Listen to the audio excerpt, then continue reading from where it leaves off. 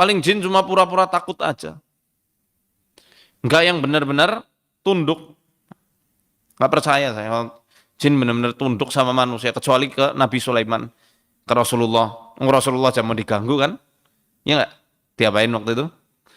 Mau diselomot pakai obor, wajah beliau yang mulia mau dilempar bara api. Bismillahirrahmanirrahim.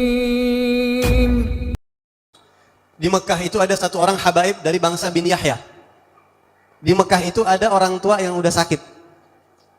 Bukan habaib, orang Arab biasa yang sakit tapi nggak ada yang ngurus. Jadi yang bin Yahya ini yang ngurusin, disiapin makanannya, diurusin, udah sakit. Baik banget nih Habib bin Yahya. Ini syekh yang orang Arab tadi karena diperlakuin baik sama bin Yahya, dia bilang, "Syuf ya Sayyid, antum sudah baik sama ana. Masya Allah banget. Ana mau terima kasih banyak sama ente, mau balas jasa ente, bingung. Ana nggak bisa kasih apa-apaan, cuma ana punya sesuatu benda yang sangat berharga. Lampu. Ya lampu Aladin begitu kalau kata kita ya. Semacam lampu begitu. Ini lampu ada khadamnya ya Habib. Antum kapan perlu panggil khadam ini, dia nurut sama antum. Dia nurut sama yang megang lampu ini. Ini hadiah buat antum dari anak-anak Rasulullah, nggak lama lagi. Meninggal. Dibawa. Ini lampu dibawa. Dites sama nih Habib. Masih di Mekah nih. Dites. Suruh keluar. Keluar ini jin. Jadi kayak Aladin tuh emang ada kayak Aladin gitu. Ya. Jin nurut. Dia bilang, "Syuf, yaljan, hey, wahai jin. Ana mau minta permintaan, ente bisa gak? Insya Allah," kata dia, "saya akan kabulin." Minta apa antum? Dia mau tes yang paling, dan jin ini punya kemampuan yang dahsyat ya. Orang-orang yang tahu jin pasti tahu itu. Dia bilang, "Tolong bawakan ana satu peti harta karun Persia yang ada di lautan Persia." Coba itu bisa deh. Ini jin ngilang. Dia langsung ambilin satu peti begitu, yang isinya tuh barang-barang berharga manusia. Dihadirin di depan dia. Ana pernah ngomong sama orang mantan kejawen, beneran kayak gini ada. "Saya dulu kejawen, Beb. Saya dulu hobi, jin itu dahsyat," kata dia. Punya kemampuan yang sangat-sangat luar biasa.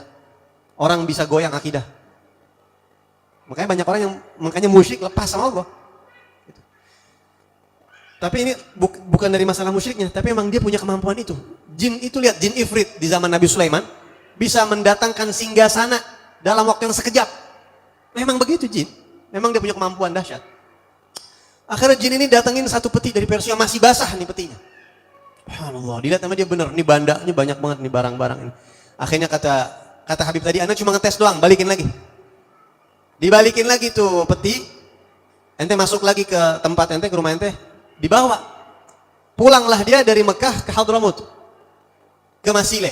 Masileh itu kampungnya Habib Tahir bin Husin bin Tahir, Habib Abdullah bin Husin bin Tahir, dan juga keluarga besar bin Yahya di situ.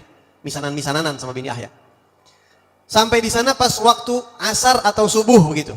Sampai malam atau sampai siang begitu, anda lupa. Pokoknya ini Habib yang bin Yahya langsung ikut sholat berjamaah asar atau subuh, karena di sono kalau asar sama subuh salaman orang. Ya. Jadi kalau habis sholat asar tuh salaman cuma habis asar sama habis subuh doang. Selain itu nggak ada, habis sholat salaman nggak ada. Salaman nih orang, nih yang Imam Habib Tahir bin Husin bin Tahir. Jamaah sholat semuanya pada salaman satu-satu. Cium tangan, cium tangan, cium tangan, cium tangan. Begitu giliran yang bin Yahya tadi nih, yang bawa lampu jin tadi, nggak dikasih cium tangan. Lah, ya Habib, anda baru sudah nggak mau. Kenapa Habib? Ente buang dulu tuh lampu yang ente bawa, yang ada jin ente buang. Padahal belum ngomong nih, belum ngomong, belum cerita, belum apa-apaan, ente buang. Jangan pakai gitu-gituan kalau ente mau salaman sama anda. Thariqah Sadatna Al-Ba'alawi, thariqah jin kita leluhur kita Al-Ba'alawi, nggak suka istikhdamul jin, nggak suka kita menjadikan jin khadam-khadam, tuh nggak suka. Ente masih mau pakai, jangan salaman mana, ente buang. Marhaba, dibuang, nggak dipakai udah.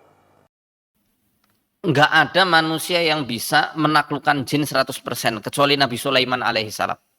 Itu mukjizat bagi beliau. Sedangkan orang-orang yang katanya ritualnya sampai sundul langit itu enggak ada yang bisa 100% menaklukkan jin. Paling jin cuma pura-pura takut aja. Enggak yang benar-benar tunduk. Enggak percaya saya jin benar-benar tunduk sama manusia kecuali ke Nabi Sulaiman, ke Rasulullah. Rasulullah jangan mau diganggu kan? Ya enggak? Diapain waktu itu?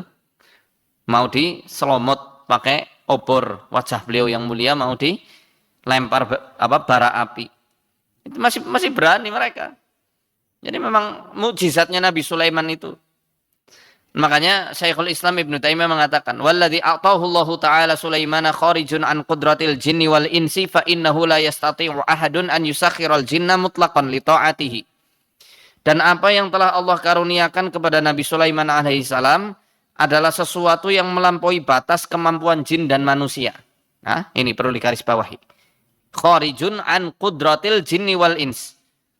Ya, di luar atau melampaui batas kemampuan jin dan manusia. Fa innahu, ya, karena la yastati'u ahadun an yusakhiral jinna mutlaqan. Enggak ada seorang manusia pun yang sanggup menaklukkan jin secara mutlak li ta'ati, untuk menaatinya, untuk mematuhinya. Wala yastakhdimu ahadan minhum illa bimu'awadatin. Ya, dan tidak ada satu manusia pun yang sanggup untuk memperbudak jin kecuali dengan mu'awadah. Mu'awadah itu hubungan timbal balik atau barter. Ya, barter. Imma, ya, amalun madmumun tuhibbuhul jinnu wa imma qaumun takhda'u lahu syayatin kal aqsami wal azaim. Ya. Entah itu dengan menggunakan amalan-amalan madmum, amalan yang hina, yang disukai sama jin, setan maksudnya, atau qaumun, ya, takhda'u lahu syayatin kal aqsam wal azaim, atau suatu kaum yang menundukkan para setan dengan sumpah atau perjanjian dan jimat-jimat. Jadi harus ada hubungan timbal balik. Hubungan timbal baliknya tadi, minta sesaji, minta tumbal dengan sesuatu yang remeh-temeh yang mungkin manusia selama ini tidak menyadarinya. Atau menggunakan kosam. Kosam itu ajian-ajian lah ya, sumpah. Ada itu di kemarin di pembahasan sihir kita kan bahas tentang kosam kan. Contoh-contohnya apa aja, turunannya apa aja, nah itu kosam. Azaim, jimat, mantra atau jimat-jimat yang ya bisa pakai simbol-simbol kayak gitu. Sehingga dengan hal ini benar bahwa dosa orang yang berhubungan, berserikat dengan jin itu akan ditanggung dirinya sendiri. Tapi ya mereka akan mencari mana anak keturunan yang harus membayar hutang dari perjanjian itu. Ibaratnya kayak orang ngutang ke lembaga ribawi. Ketika jatuh tempo kok nggak bayar-bayar sampai berapa bulan, pasti akan ditagih sama debt collector, ya kan?